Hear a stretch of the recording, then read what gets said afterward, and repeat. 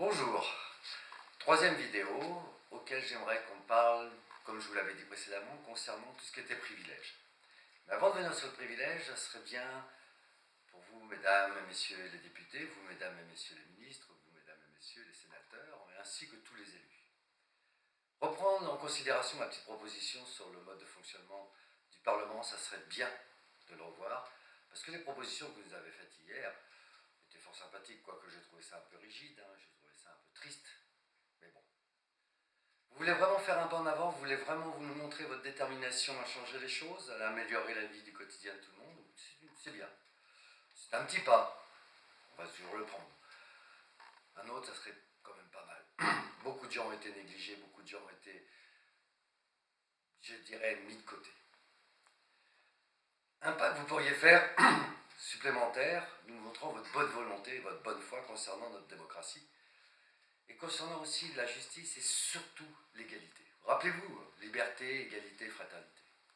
Liberté m'intéresse. L'égalité encore plus. L'égalité en quoi?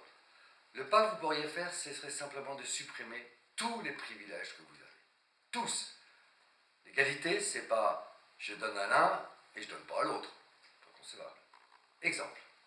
Le cumul de retraite pour certains fonctionnaires, pour certains députés, enfin pour toutes ces grandes personnes. Pourquoi? De quel droit? C'est écrit où? Nulle part. C'est quelque chose que vous êtes accordé comme ça, vous l'avez pris, vous nous le prenez.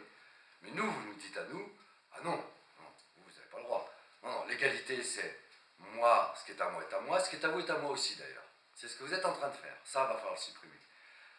Je vais prendre un exemple simple d'une personne récente, connue, qui s'appelle M. François Hollande. Alors M. François Hollande, il a fait beaucoup de choses dans sa vie. Il a fait l'ENA, il a travaillé dans les ministères comme tout fonctionnaire. Et puis à chaque fois qu'il a changé de poste ou qu'il est allé dans un endroit, on lui a dit bah, vous avez gagné tant pendant 5 ans, donc ça, hop, ça vous fait une retraite. Vous avez travaillé dans un autre poste, à la Cour des comptes, hop, une autre retraite. On vous l'accumule, et ainsi de suite. Jusqu'à la présidence. Puis à la présidence, on a même fait pire, on a dit ah bah votre salaire que vous avez là, vous le gardez à vie. Et puis, oh, comme ça ne suffit pas, je sais que vous êtes pauvre, vous avez des difficultés, puis en plus on sait que vous ne savez pas conduire, parce que vous faites que du scooter. On va vous offrir une voiture, puis le chauffeur qui va avec, et puis une assistante aussi, parce qu'on ne sait jamais, comme vous ne savez pas écrire, mon pauvre ami, il faut qu'on vous donne une assistante, voire même peut-être plusieurs, on ne sait pas trop d'ailleurs. Puis on vous met des gardes du corps, parce que vous avez besoin d'être protégé. Protégé de quoi? Je ne sais pas. Protégé de qui? J'en sais rien non plus, puisque vous êtes redevenu un simple citoyen. En tant que simple citoyen, l'égalité et la justice, c'est ça. Vous êtes comme nous, au même titre. Vous avez travaillé un nombre d'années, on ne vous le conteste pas. Ben vous faites comme nous. On cumule toutes vos retraites, tout le temps que vous avez travaillé, on fait prorata et on vous donne une retraite normale, standard, comme à tout le monde. Et comme vous êtes redevenu un simple citoyen, il n'y a aucune raison qu'on vous alloue un appartement. Puis il n'y a aucune raison qu'on vous donne la voiture, le chauffeur et tout ce qui va avec. Donc ça, il faut le supprimer, mais pas que pour lui. Pour tous les gens et tous les ex-présidents. On a fait un calcul rapide, rien que pour les présidents, ça nous coûte 26 millions d'euros par an. C'est extraordinaire, 26 millions d'euros que vous nous prenez.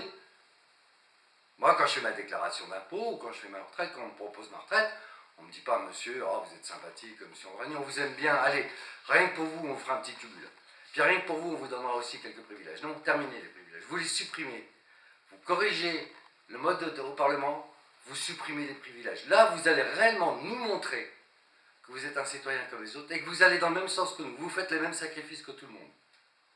Ça, c'est important. Donc tous ces privilèges liés ministre, président, sénateur, député, et j'en passe et des meilleurs, et les hauts fonctionnaires qui sont payés à des sommes, alors vous ne même pas parce que ça ferait pleurer dans les chaumières, on arrête. La vraie démocratie, c'est ça. La vraie justice, c'est ça. Et surtout l'égalité, c'est ça. Il n'y a pas de loi qui vous autorise à faire ça. Personne ne vous a donné cette autorisation-là, vous vous êtes octroyé cette autorisation. Vous la supprimez. Vous savez, les Gilets jaunes sont en train de vous demander des choses simples. Vous disent, on est d'accord pour faire des sacrifices, on est d'accord pour faire plein de choses, on est d'accord pour que notre pays fonctionne mieux. On est tous d'accord là-dessus. Montrez-nous votre bonne foi, montrez-nous votre bonne volonté, montrez-nous que vous êtes un citoyen comme les autres. Vous l'avez dit hier, vous êtes français, vous aimez votre pays. D'accord, montrez-le. Mais montrez-le jusqu'au bout. Je vous remercie, c'est comme ça, et je vous dis à la prochaine. La prochaine, nous parlerons gentiment des lois et puis de la route. C'est pas à négliger non plus.